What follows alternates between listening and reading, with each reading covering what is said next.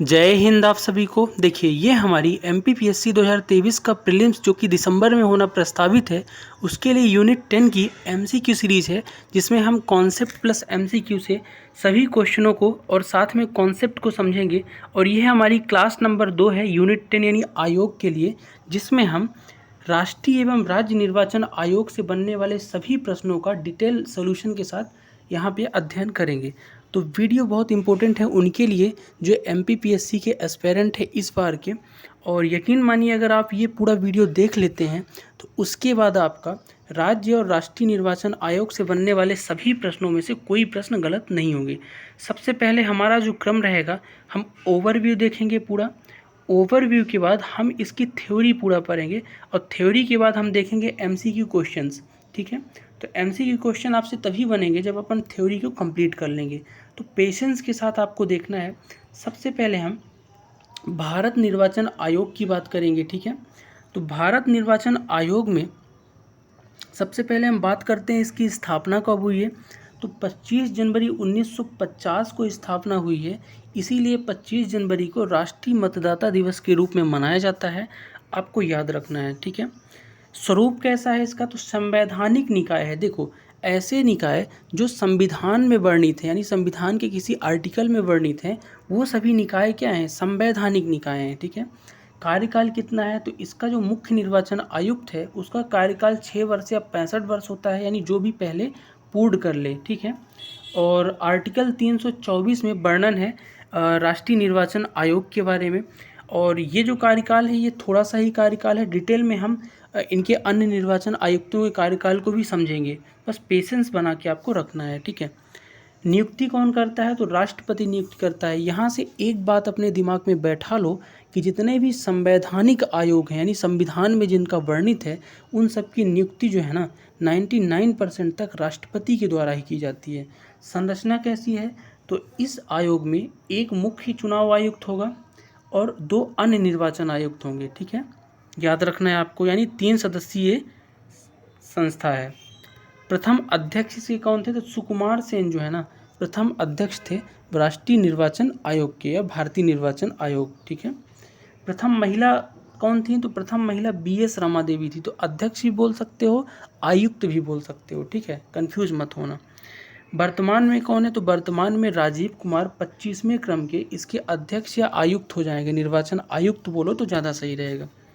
ठीक, अब बात कर लेते हैं मध्य प्रदेश के राज्य निर्वाचन आयोग की। तो मध्य प्रदेश का अपना खुद का निर्वाचन आयोग है, जिसकी स्थापना 1 फरवरी 1994 को हुई है। ठीक है, कहीं कहीं आपको 15 फरवरी भी मिलता है 1994, तो दोनों ऑप्शन एक साथ नहीं बनेंगे।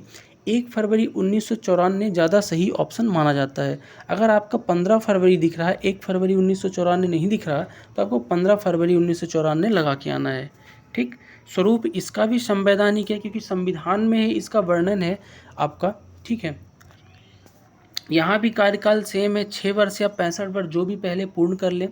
नियुक्ति राज्यपाल के द्वारा होती है। जिस तरह से भारतीय निर्वाचन आयोग में नियुक्ति राष्ट्रपति करता है, तो राज्य का है तो राज्यपाल करेगा।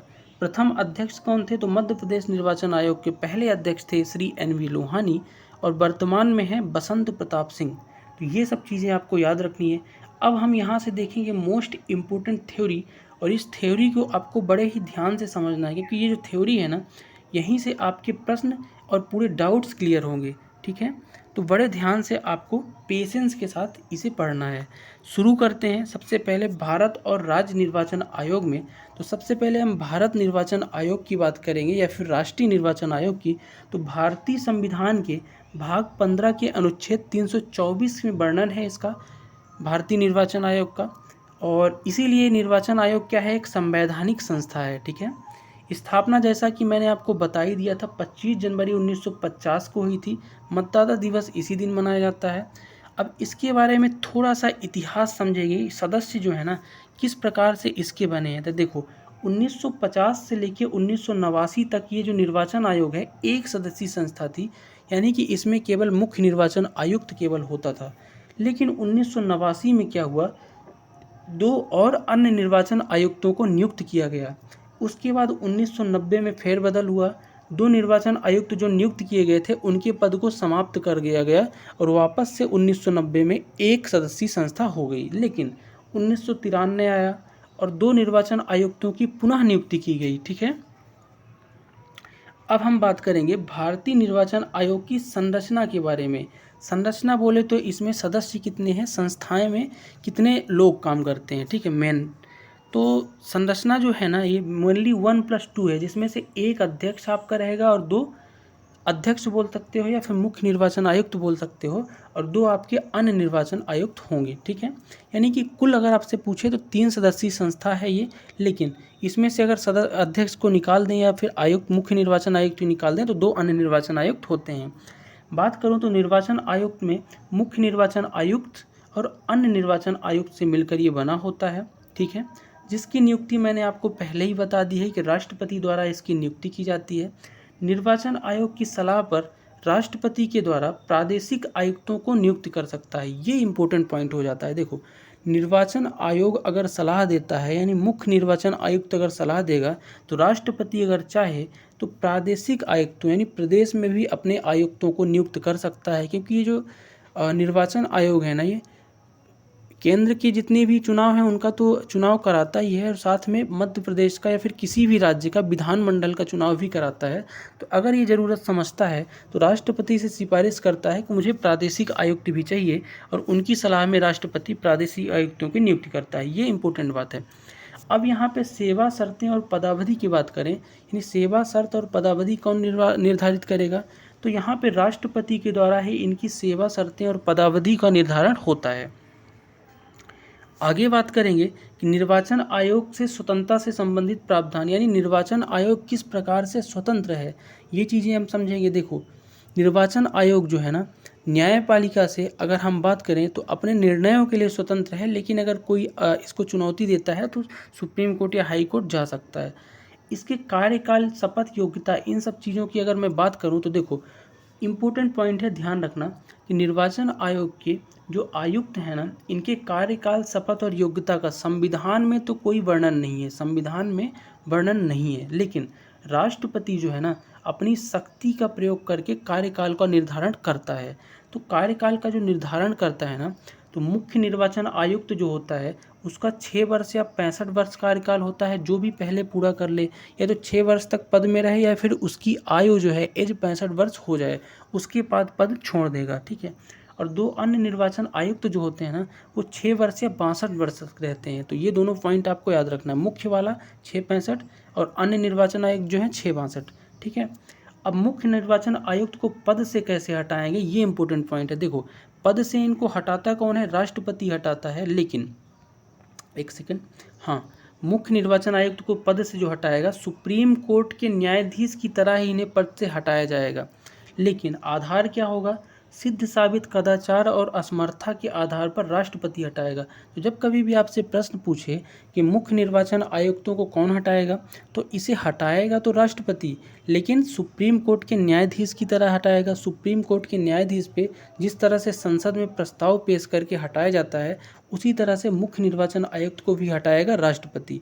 ठीक है, साबित कदाचार या असमर्था के आधार पर हटाएगा। ठीक है, अगर ये अपना त्याग पत्र देना चाहे, अगर इनका मन करता है कि अब अपने पद पे रहना ही नहीं है, त्याग दे देना है, तो राष्ट्रपति को ही त्याग पत्र देंगे, जो भारतीय निर्वाचन आयोग के मुख्य निर्वाचन आयुक्त हैं या अन्य निर्वाचन आयुक्त हैं। ठीक है, आई होप आप चीज़ें समझ पा रहे होंगे।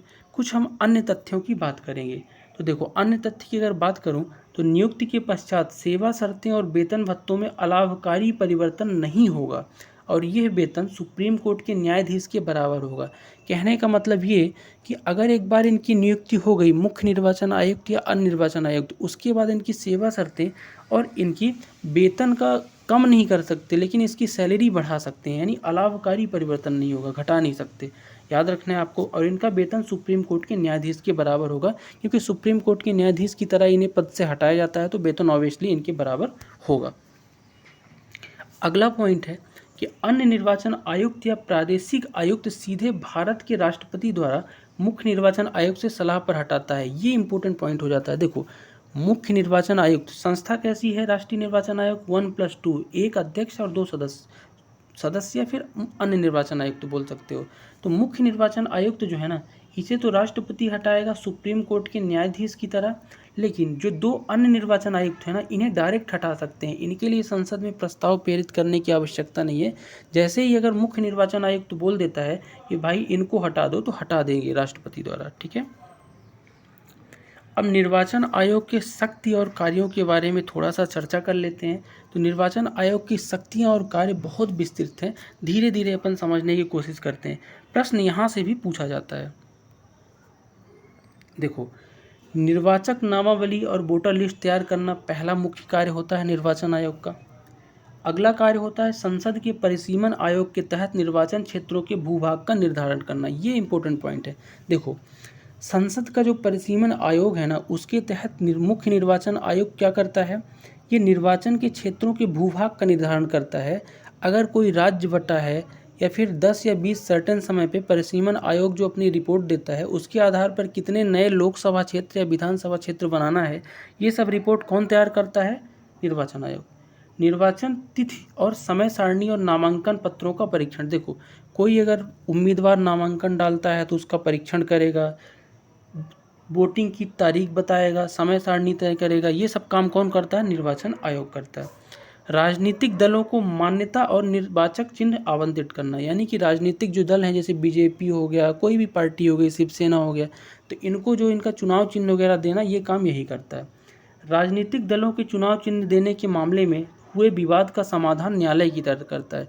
देखो, इसके पास सिविल न्यायालय की शक्ति है, इसलिए अगर किसी भी राजनीतिक दल के बीच विवाद हो गया चुनाव चिन्ह देने पे, तो जैसे कि मैं मानता हूँ शिवसेना का भी विवाद था शिंदे गुट और उद्धव ठाकरे गुट में कि भाई चुनाव चिन्ह कौन लेगा, तो ये सब मामलों को निपटाता कौन है, निर्वाचन आयोग। अगला पॉइंट आपके सामने है कि निर्वाचन व्यवस्था से संबंधित जांच अधिकारी नियुक्त करना, आचार संहिता लगाना। देखो, अभी आचार संहिता मध्य प्रदेश में लगी हुई है, तो ये सब काम घोषणा कौन करता है, निर्वाचन आयोग। अगला है दलों की नीतियों के प्रचार के लिए रेडियो टीवी कार्यक्रम सूची निर्मित करना, यानी रेडियो टीवी के कार्यक्रम की सूची बनाना काम करता है। संसद सदस्यों की निर्भरता अयोग्यता से संबंधित मामलों में राष्ट्रपति को सलाह देना। देखो, अगर कोई संसद का सदस्य है, अयोग्य हो गया है या फिर वो योग्यता ही नहीं रखता है, तो ऐसे मामलों में राष्ट्रपति को सलाह देने का काम कौन करता है, निर्वाचन आयोग ही करता है। जैसे कि अगर हाल ही के दिनों की मैं बात करूं, तो राहुल गांधी को अयोग्य ठहरा दिया गया था 2 साल की सज़ा के बाद, लेकिन वापस ले लिया गया है। तो ये सब सलाह कौन देता है, निर्वाचन आयोग। अगला है विधानमंडल के सदस्यों की अयोग्यता पर राज्यपाल को सलाह देना। तो राज्यपाल को भी जिस तरह से राष्ट्रपति को सलाह देता है, उसी तरह से विधानसभा में राज्यपाल को सलाह देता है। मतदान केंद्र लूटना, हिंसा आधार पर निर्वाचन रद्द करना। अगर कहीं भी वोटिंग क्षेत्र पे लूट हो गई, हिंसा हो गई, कहीं कहीं बस्तर और दंतेवाड़ा में क्या चुनाव की पेटी उठा ले जाते हैं, तो ऐसे क्षेत्रों में क्या करते हैं, अतिक्रमण होने पर मतदान को ही कैंसिल करने का काम निर्वाचन आयोग ही करता है, ठीक है। अगला इसका जो कार्य है, निर्वाचन कराने के लिए कर्मचारियों की आवश्यकता पर राष्ट्रपति राज्यपाल से आग्रह करना। देखो, किसी भी क्षेत्र में निर्वाचन हो रहा है, वहाँ पे ये अकेले 3 लोग मिलके तो कर नहीं सकते, एक मुख्य चुनाव आयुक्त और 2 अन्य चुनाव आयुक्त। तो ये करते क्या है कि कर्मचारियों की जो आवश्यकता होती है ना, जैसे ही कर्मचारियों के लिए शिक्षकों को ले लेते हैं, सरकारी शिक्षकों को, तो ये सब काम कौन करता है, तो राष्ट्रपति या राज्यपाल से आग्रह करने का काम यही करता है।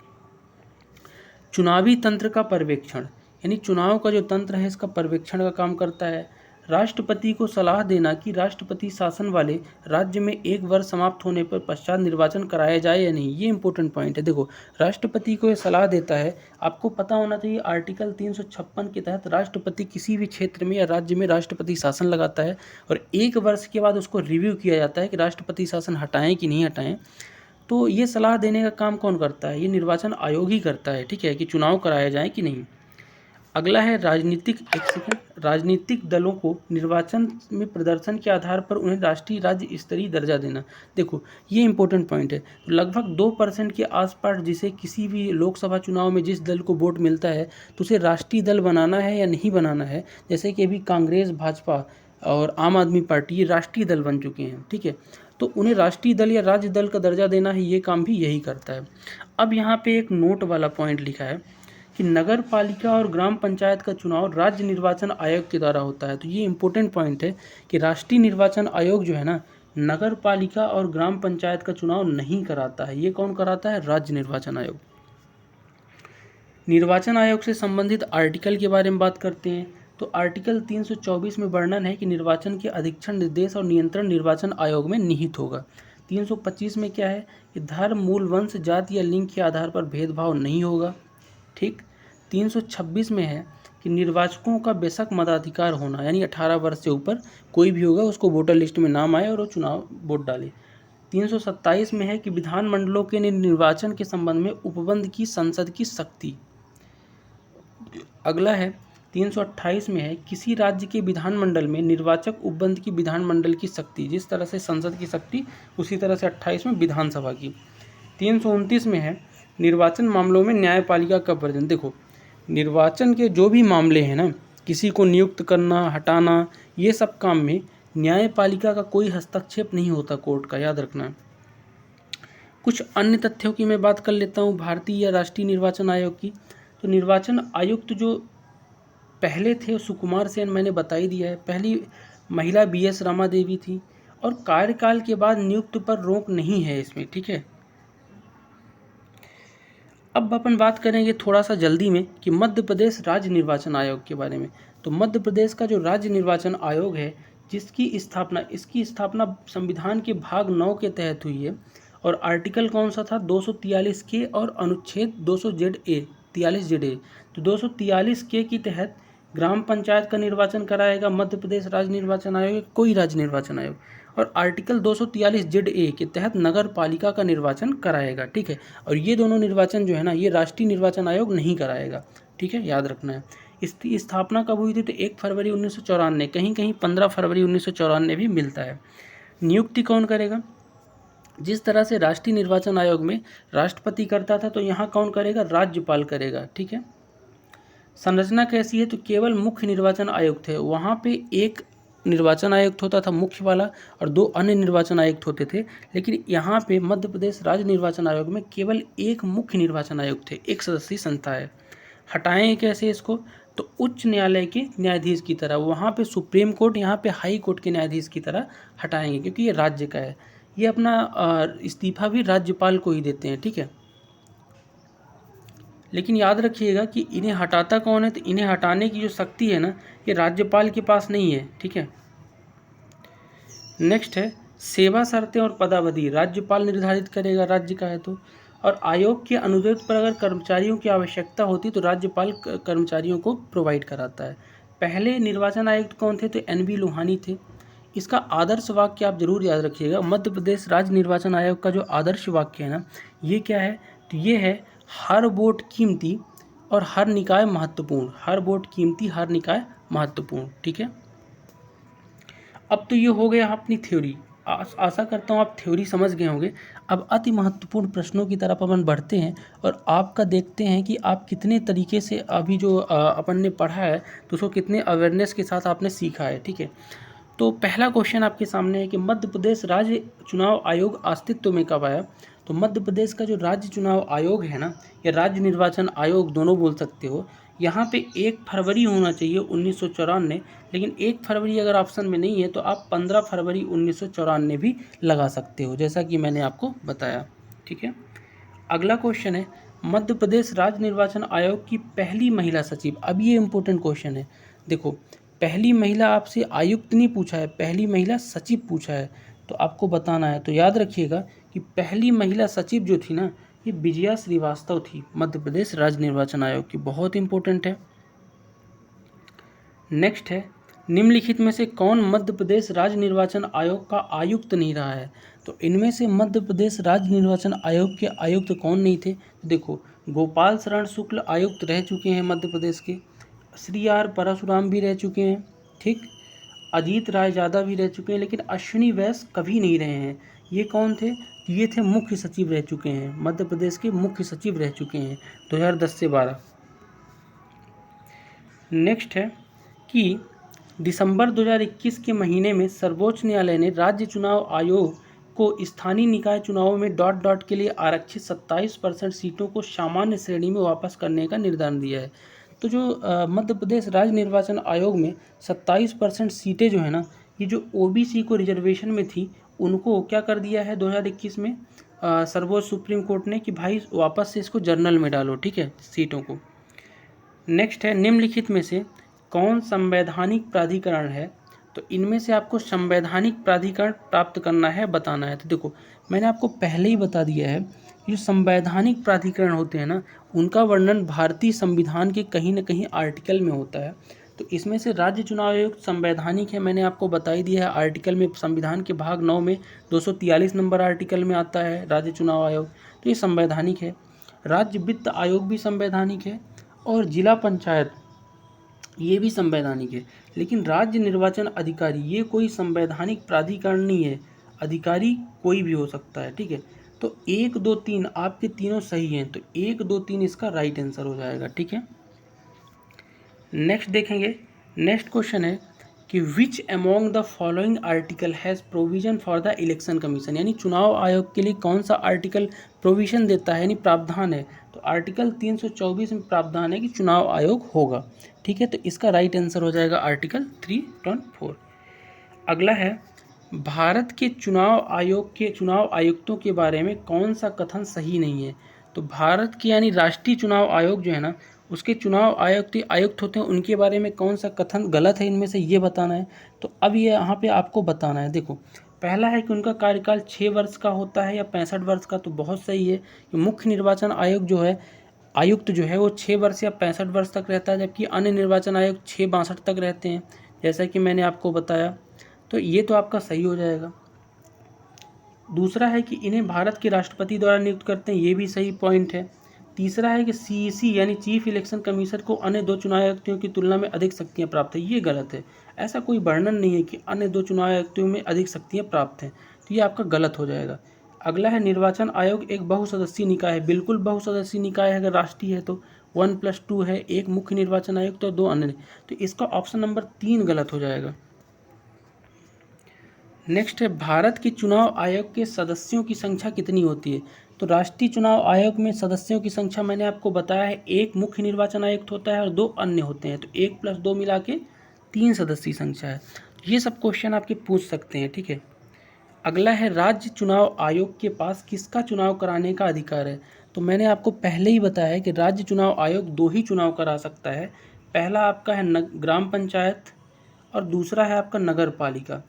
तो इनमें से नगर पालिका का चुनाव आपका करा सकता है, ग्राम पंचायत तो ऑप्शन में नहीं है। राज्य विधानसभा का राष्ट्रीय चुनाव आयोग कराएगा, राज्यपाल वगैरह का, राज्यपाल का तो चुनाव ही नहीं होता है, ठीक है। तो नगर पालिका इसका राइट आंसर हो जाएगा। नेक्स्ट है भारत निर्वाचन आयोग के संदर्भ में निम्न में से कौन सा कथन सही है। तो राष्ट्रीय निर्वाचन आयोग की बात कर रहा है, तो इनमें से कौन सा कथन आपका सही है ये पूछा है। पहला कथन देखते हैं कि निकाय बना, एक सेकंड, पहला कथन यहाँ से शुरू हो रहा है कि चुनाव आयोग 1977 में एक बहुसदस्यीय निकाय बना, तब से ऐसा ही है। देखो ये गलत बात है, 1977 में बना ही नहीं, ये 1950 में ही बन गया था राष्ट्रीय निर्वाचन आयोग, 25 जनवरी 1950। तो ये तो गलत हो गया आपका। अगला है कि चुनाव से संबंधित निर्णय लेने के लिए मुख्य चुनाव आयुक्त और अन्य चुनाव आयुक्त के पास समान अधिकार हैं, ये बिल्कुल सही बात है, याद रखना। समान अधिकार होते हैं, ना कि मुख्य चुनाव आयुक्त के पास अधिक शक्तियां होती हैं, ये गलत बात है। चुनाव आयोग में मुख्य चुनाव आयुक्त और अन्य चुनाव आयुक्त के पास समान शक्तियां होती हैं, तो ये दूसरा कथन आपका बिल्कुल सही हो जाएगा, ठीक है, और यही आपका राइट होगा। अगर मैं तीसरे कथन की बात करूं कि मुख्य चुनाव आयुक्त की नियुक्ति राष्ट्रपति के द्वारा लोकसभा में प्रधानमंत्री और विपक्ष के नेता सहित समिति पर होती है, तो गलत बात है, ऐसी कोई समिति नहीं बनती। आयोग राज्य में पंचायतों और नगर चुनाव से संबंधित चुनाव पालिकाओं के लिए होता है, तो ये भी गलत है, ये तो आपका कौन कराता है, राज्य निर्वाचन आयोग, ठीक।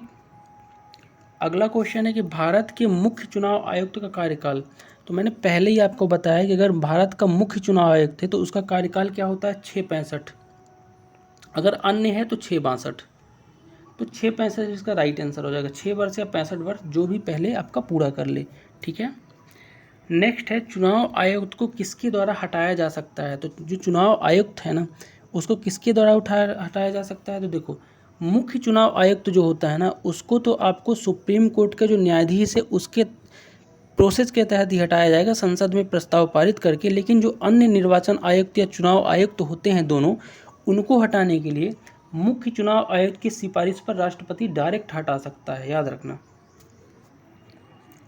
नेक्स्ट है निम्नलिखित में से कौन सा कार्य भारत निर्वाचन आयोग द्वारा नहीं किया जाता। तो राष्ट्रीय निर्वाचन आयोग इसमें से कौन सा कार्य नहीं करता है आपको बताना है। 5 आपके पास ऑप्शन है। मतदाता सूची तैयार करना, बिल्कुल तैयार करता है, मैंने आपको थोड़ी देर पहले ही पढ़ाया है। दूसरा है उम्मीदवारों का नामांकन, तो उम्मीदवारों का जो नामांकन है ना, ये नामांकन करता नहीं है, नामांकन लेता है केवल, तो ये गलत हो जाएगा दूसरा। तीसरा क्या है, मतदान केंद्रों की स्थापना, तो ये बहुत सही बात है, मतदान केंद्रों की स्थापना कराएगा। अगला है आदर्श आचार संहिता को लागू करना, ये भी इसी का काम है। पंचायत चुनाव का पर्यवेक्षण करना, तो पंचायत का पर्यवेक्षण राज्य निर्वाचन आयोग करता है, ना कि भारत का निर्वाचन आयोग। तो इसमें से दूसरा और 5वां ये दोनों आपके क्या हो जाएंगे, गलत हो जाएंगे, ठीक है, याद रखना। तो दूसरा 5वां आपका क्या हो जाएगा, गलत हो जाएगा, भारत निर्वाचन आयोग का कार्य नहीं है। अगला है राष्ट्रीय पार्टी के रूप में मान्यता प्राप्त करने के लिए योग्य होने के लिए कम से कम 3 अलग अलग राज्यों में एक राजनीतिक दल द्वारा लोकसभा में कितने % सीटें जीतने की आवश्यकता है। देखो, अगर आपको राष्ट्रीय पार्टी बनना है तो उसके लिए आपको कम से कम 3 अलग अलग राज्यों में उस राजनीतिक दल को लोकसभा में कम से कम 2% सीटें जीतना बहुत आवश्यक है। तो 2% आपका राइट आंसर हो जाएगा। हाल ही में इसी के तहत आई थिंक आम आदमी पार्टी राष्ट्रीय पार्टी बनी है। नेक्स्ट है निम्नलिखित में से कौन सा कथन सही है या सही है। आपके पास 2-3 कथन है, इसमें से सही आपको बताना है कि कौन सा कथन सही है। पहला देखते हैं, पंचायत के चुनाव राज्य चुनाव आयोग द्वारा कराए जाते हैं, बिल्कुल सही बात है। पंचायत और नगर पालिका के चुनाव राज्य चुनाव आयोग कराएगा, पहला कथन तो सत्य है। दूसरा है राज्य चुनाव आयुक्त की नियुक्ति भारत के मुख्य चुनाव आयोग द्वारा की जाती है, बिल्कुल गलत बात है, राज्यपाल नियुक्त करता है, दूसरा कथन तो गलत हो गया। तीसरा है राज्य विधानसभाओं में पंचायत चुनाव से संबंधित सभी मामलों पर कानून बनाने की शक्ति है। तो देखो, राज्य विधानसभा अगर है तो पंचायत वाले चुनाव में, क्योंकि ये संबंधित है राज्य निर्वाचन आयोग से, तो इसके पास पूरी शक्ति है, तो ये भी आपका सही है। केवल दूसरा कथन आपका गलत है, तो पहला और तीसरा कथन आपका सही हो जाएगा, ठीक है। तो इसका राइट आंसर होगा केवल 1 और 3। अगला है भारतीय संविधान के किस अनुच्छेद के तहत चुनाव आयोग का प्रावधान है। मैंने अभी थोड़ी देर पहले बताया आर्टिकल 324 में चुनाव आयोग का प्रावधान है, तो 324 राइट आंसर हो जाएगा। नेक्स्ट है निम्नलिखित में से कौन सा कथन मध्य प्रदेश राज्य निर्वाचन आयोग के विषय में गलत है। तो इसमें से आपको गलत वाला कथन बताना है, कौन सा कथन गलत है। तो देखो, पहला है कि इसकी स्थापना 1994 में हुई, बिल्कुल सही बात है, मध्य प्रदेश राज्य निर्वाचन आयोग की। दूसरा है 25 फरवरी 1994 को संचालन, गलत बात है। जहाँ तक मेरे हिसाब से 15 फरवरी 1994 को संचालन शुरू हुआ और 1 फरवरी 1994 को स्थापना हुई, तो दूसरा कथन तो आपका गलत हो गया, ठीक, और यही कथन आपका गलत हो जाएगा क्योंकि गलत पूछा था। तीसरा NB लोहानी पहले अध्यक्ष, बिल्कुल सही बात है। चौथा संवैधानिक निकाय है, बिल्कुल सही है, आर्टिकल 243 में इसका वर्णन है राज्य निर्वाचन आयोग। तो इसका राइट आंसर होगा दूसरा, क्योंकि दूसरा कथन गलत है। भारत के राष्ट्रपति के चुनाव में विवाद की स्थिति में निर्णय लेने का अधिकार किसके पास है। तो भारत का राष्ट्रपति जो है, अगर उसका चुनाव हो रहा है और उसमें कोई विवाद हो गया ना, तो उसकी निर्णय या अपील कहाँ कर सकते हैं, तो सुप्रीम कोर्ट में कर सकते हैं, उच्चतम न्यायालय। नेक्स्ट है निम्न कथनों पर विचार करें। आपको 3 कथन है, इसमें विचार करके बताना है कौन सा कथन सही है। पहला कथन क्या है, चुनाव आयोग एक संवैधानिक संस्था है, बिल्कुल सही बात है। इसका संविधान के भाग 15 में 324 का वर्णन है आर्टिकल में, ठीक है। तो एक संवैधानिक संस्था है। चुनाव आयोग चुनावों के संचालन के लिए चुनाव कार्यक्रम तय करता है, और आम चुनाव हो या उपचुनाव हो।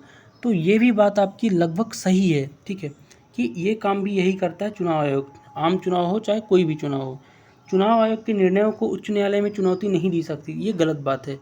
चुनाव आयोग के अगर निर्णय है उसको आप हाई कोर्ट या फिर सुप्रीम कोर्ट में चैलेंज जरूर कर सकते हो। तो तीसरा कथन आपका गलत है। पूछा क्या था, कौन से सही है, तो केवल पहला और दूसरा कथन आपका सही है, तो केवल 1 और 2 राइट हो जाएगा। अगला है मध्य प्रदेश राज्य निर्वाचन आयोग के पहले सचिव, इंपॉर्टेंट क्वेश्चन है। मध्य प्रदेश राज्य निर्वाचन आयोग के पहले सचिव थे प्रकाश चंद्र, तो प्रकाश चंद्र इसका राइट आंसर हो जाएगा, ठीक है। तो ये था हमारा पूरा यूनिट 10 के लिए MPPSC के लिए मध्य प्रदेश और राज्य और राष्ट्रीय दोनों निर्वाचन आयोग से संबंधित सभी प्रश्न और कॉन्सेप्ट के साथ। आशा करता हूँ वीडियो आपको अच्छा लगा होगा और आपके कॉन्सेप्ट और डाउट्स क्लियर हो गए होंगे। बाकी मिलते हैं नेक्स्ट वीडियो में, तब तक के लिए जय हिंद।